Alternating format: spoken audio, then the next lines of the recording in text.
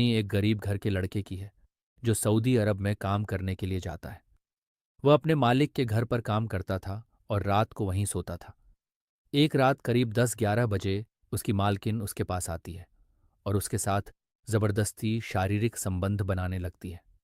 लड़का पहले तो हैरान रह जाता है, उसके बाद वह खुद को रोक नहीं पाता और दोनों के बीच एक अजीब रिश्ता बनने लगता है।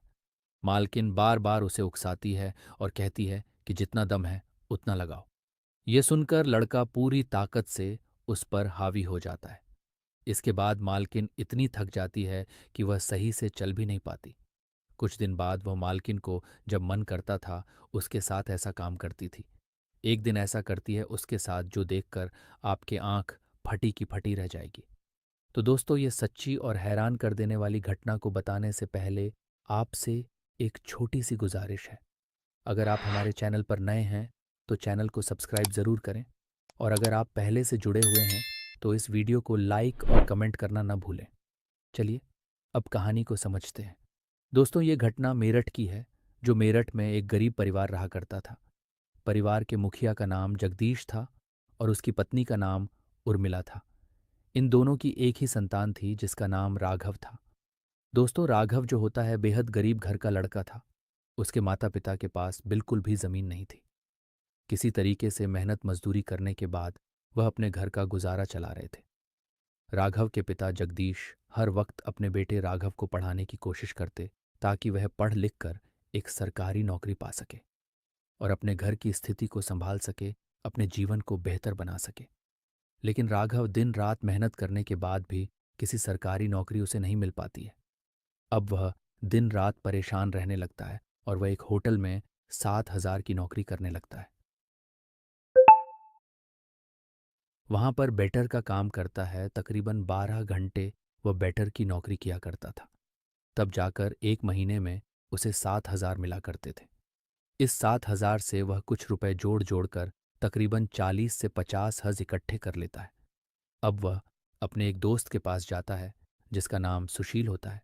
वो कहता है कि भाई, मुझे वहां पर बेटर की नौकरी करते समय बहुत ज्यादा मेहनत करनी पड़ती है। आहान, तुम्हारी हिम्मत कैसे हुई मेरी गाड़ी को हाथ लगाने की? 12 घंटे काम करना पड़ता है।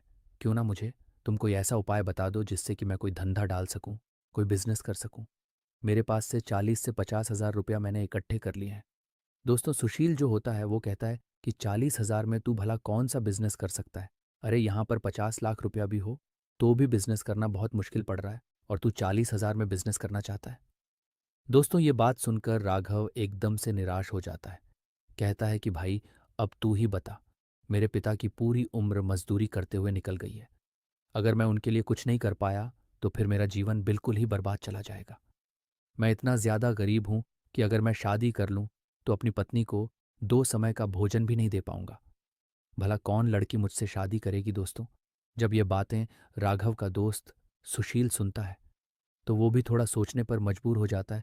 वो कहता है कि भाई, तेरी गरीबी मिटाने का सिर्फ एक ही उपाय है। या तो तू कहीं पर बहुत बड़ा चोरी कर ले, बहुत बड़ा डाका डाल ले, या फिर तू सऊदी अरब चला जा। सऊदी अरब में अगर तू मजदूरी भी करने लगा ना तो तेरे पास ढेर सारा रुपया आएगा। दोस्तों, जब ये राघव अपने दोस्तों सुशील की इन बातों को सुनता है तो एकदम से हैरान रह जाता है। वो कहता है कि भला मैं सऊदी अरब कैसे पहुंच पाऊंगा। मैं सऊदी अरब में मजदूरी करूंगा तो मुझे कितने रुपए मिलेंगे। दोस्तों, राघव का दोस्त सुशील कहता है कि अगर तू वहां पर किसी के घर मजदूरी भी करेगा तो तुझे 40 से 50 हज़ार तक का महीना मिलेगा। दोस्तों, जब राघव ने यह सुना कि सऊदी अरब में इतनी ज्यादा मजदूरी मिलती है तो वह उसी वक्त सऊदी अरब जाने का विचार करने लगता है। कहता है कि भाई, तू कैसे भी करके मुझे सऊदी अरब में पहुंचा दे, वहां पर कोई भी काम दिला दे, जिसके बाद मैं अपने परिवार की जो गरीबी है उसको दूर कर सकूंगा, अपने माता पिता को खुशी दे सकूंगा। दोस्तों, सुशील जो होता है वो कहता है कि तू चिंता मत कर, मेरा एक रिलेटिव है जो सऊदी अरब में मजदूरी करता है। मैं कैसे भी करके तुझे वहां पर मजदूरी के लिए भेज दूंगा।